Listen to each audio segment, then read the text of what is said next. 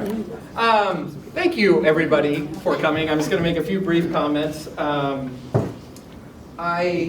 It's really fun to see. I mean, it's fun to see everybody. Don't get me wrong. No offense to the current employees, but it's really fun to see all. Well, I didn't even see something. I'm like looking around, going, "Oh, I haven't seen." Right. It's fun to see all of the former Daycos people here. It's also great for all of you who have been partners to this company over the years to join us tonight.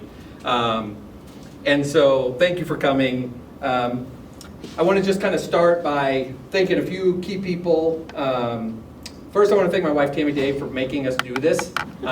She's been hounding me about getting this done. But you don't have to Let's not encourage her at hounding. She's pretty good without any encouragement. But without her drive and encouragement, this wouldn't happen. And I hope that you appreciate the work she did put in it. A couple other people, and I don't even know where. Is Cody here? No, he couldn't be here. Okay, well then I'm not thanking him. Cody Ronspies, if you know Cody, you can thank him. Ron, did I say Ron? Okay, don't tell him. Are you recording this? She can edit. I butchered his name, and I said don't thank him. Cody Ronfeld did a lot of work putting this together tonight, so if you see him, thank him. If you're a current employee, you'll see him tomorrow, but don't tell him I screwed his name. And finally, Angela Henry, who's behind the camera here. She's our Director of Communications. And Angela, more than anybody, is responsible for what you're going to see tonight. And she really deserves hazard pay because she worked with my wife and myself on fine-tuning every video, every photo, whatever's on the wall here. And I bet I could say we probably did 50 different revisions, and I am not exaggerating. And every time she'd get it, she goes, "You think it's good now?" And we're like, "Yep." Actually, what if we looked at it this way? And then she'd redo it. And so, thank you, Angel, for all your hard work in getting this going together. Let me make sure I'm not forgetting. Angela should get the applause now. Okay. So. Why are we doing this, right? Like that's like the question I feel like we need to answer. And I can tell you some things. I can tell you we made a huge mistake when we built this building out, and we have so many damn blank walls that we have to fill with something. And my wife just keeps buying art, and so this is really a cost savings maneuver for me to fill up some walls so she can fill it with expensive art. That's not really true. Some people said, well, is it like your 50th, or is that when you do something like that? It's actually, we'll be celebrating 47 years on December 15th, so it's not quite the 50th. And this really is in preparation of the 50th because in our world, 3 years is an eternity, and God knows what will happen in the next 3 years, so that's not why we did it either. The truth is, we did this because as I've been here longer, and I shocked some people earlier when I told them that I am celebrating I'll be starting my 30th year as a grown-up employee of Daycos. It doesn't count my youth. As a real man. As a real man. Well, I don't know about that, but that's some part of it, I guess. But as I've gone on, I've really come to realize that everything that we do here, all of the big projects, all the initiatives, everything that people think of from Daycos is really rooted in our history and in the past. And, when I was thinking about this, there's a lot of efforts around us for giving back to the community. And we view the community as one of our stakeholders. We try to give back as much as we can. And when I think back on the early days of this company, that's all started back then. I can remember my sister, when I was probably 8 or 9 years old, and my sister wanted to do a Halloween haunted house in our garage to make money, okay? And my parents said, no, you can't do it to make money, but if you donate it to a charity, we'll let you do it. So she picked the Muscular Dystrophy Association, and she did it for the MDA. And that's where most sane people would stop with their sort of level of commitment to giving back, but my parents weren't sane in that way. And they adopted the Muscular Dystrophy Association as their pet charity, And they started becoming very involved with it, to the point where I'm sure there's some people here who will remember there was carnivals for the MDA in front of the office building. They sponsored races under the guise of the MDA. My mother became the statewide president of the Muscular Dystrophy Association, all out of my sister wanting to do a haunted house. That's the example that they set. That's the example this company set. How could we not continue that today, right? And it goes beyond just giving back to the community. We talk a lot about technology. We're really heavily a technology company. A lot of the people here work in IT now. Longer the days where some of you remember where we'd have an IT person. Now there's multiple persons. And we're doing things, like everyone else with AI and all these things. And you think, oh, surely that's, about the present. But it's really not. Because my father will tell this story, that when he started the business and they moved back to Norfolk, he decided that, boy, I think computers could really help this business. And at that point, what he wanted to do was basically create a glorified typewriter. And he went to Omaha, and he drove to Omaha, and he went to one of the computer stores there and asked to buy 2 computers, 2 Apple IIes, for those of you who remember those are, and told the guy what he wanted to do with it. And the guy refused to sell him the computers because he said, you're not going to be able to do that with them. And then I think the computers at that time were about $3,000 or $4,000. And so he went to the other computer store in Omaha, and that guy was more than happy to sell him a couple of computers, whether he thought he could do it or not. And so my dad bought those computers, and he bought the little book, the AppleSoft book that came with it, and he would stay up nights, and he would have that book there, and he taught himself how to program. And he tells a story about going and waking my mother up in the middle of the night to tell her that, hey, I got this little ball to bounce across the screen. And she said, oh, for God's sakes, John, don't wake me up to tell me about some damn bouncy ball.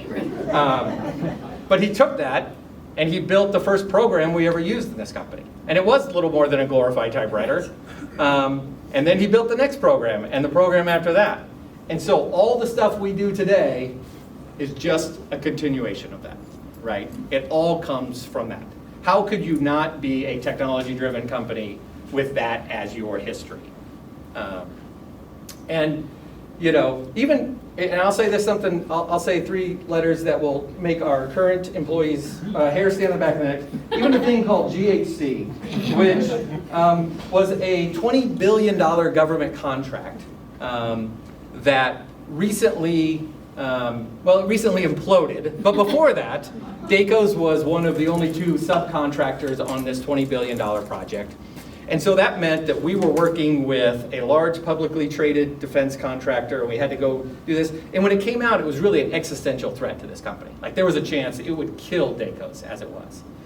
And we had to go out and try to make the case why this little company in Norfolk, Nebraska should handle all the financial transactions for a $20 billion government contract. And why we were successful, well, we were successful for a couple of reasons. One was we do really good work here, and we've made the case we did good work. But we also had all of our customers who had been with us from the very beginning, who had been with us for years, saying to these large contractors, you need to work with these guys.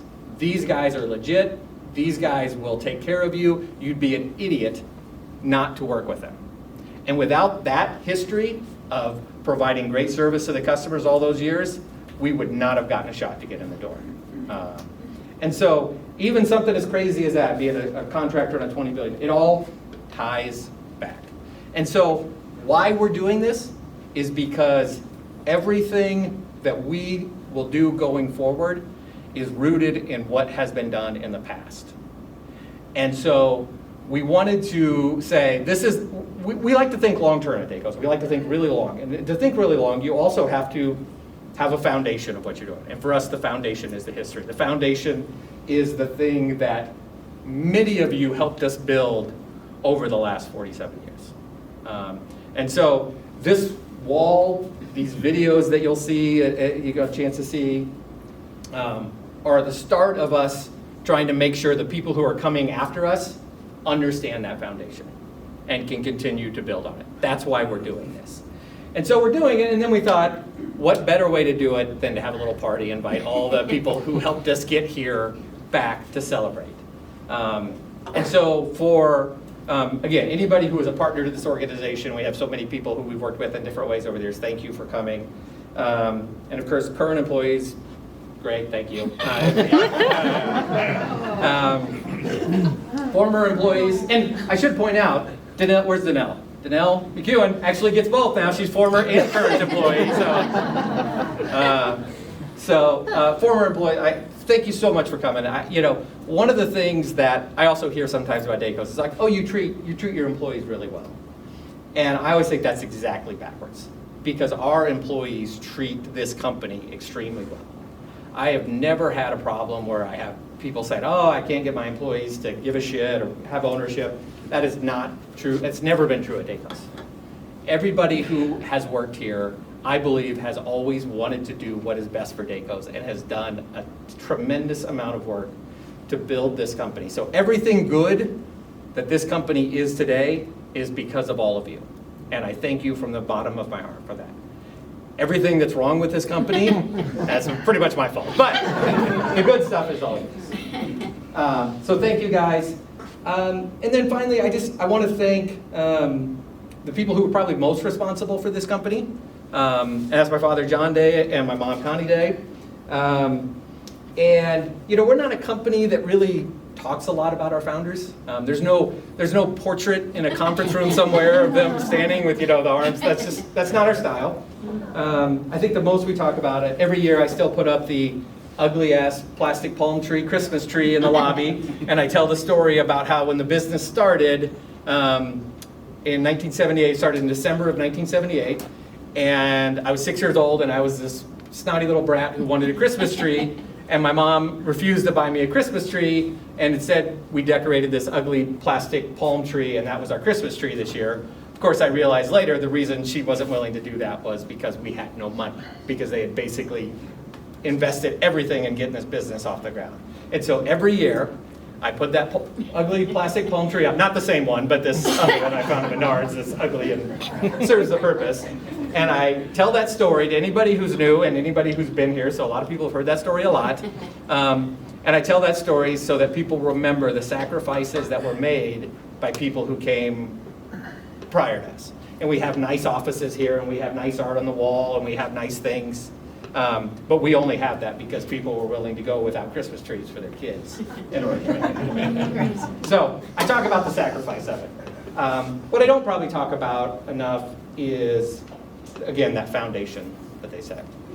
So we had hoped that my father would be able to join us here tonight, and travel's very challenging for him.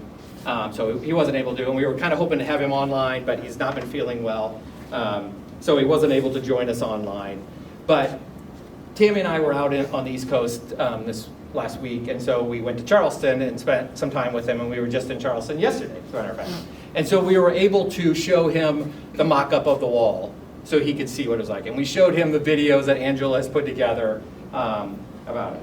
And his comment was, well, I will say, and I told Angela, this is high praise, he was very moved by one to the point of I haven't seen John Day move like that in a long time, so you did a good job on pulling on the heartstrings of that.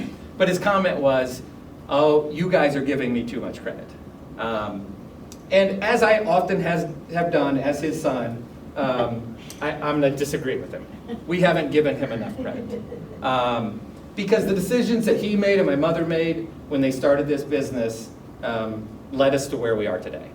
If they had started their company and they would have said, all we care about is making money, and I don't care how we treat our employees, and we'll screw over our customers to make a buck, and we're not going to give anything back to our community, I don't think Daycos would be here today, but if it was, it certainly wouldn't be the company that it is. Everything that we have done, everything that we will do, is because of the seeds they planted 47 years ago. And so, even though he can't be here today, and I didn't warn Angela about this, so I'm going to try this, okay? I would like, if you will indulge me in a favor, and this will annoy the shit out of my father, but again, that's my role as his son.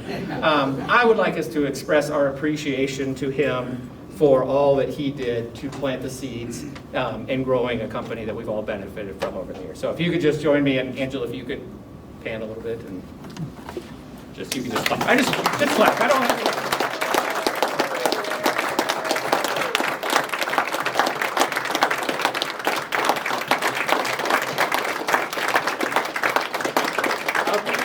Let's not give him too big a beat. Okay, ready? 1, 2, 3, yay! Woo! Hey! You just got that.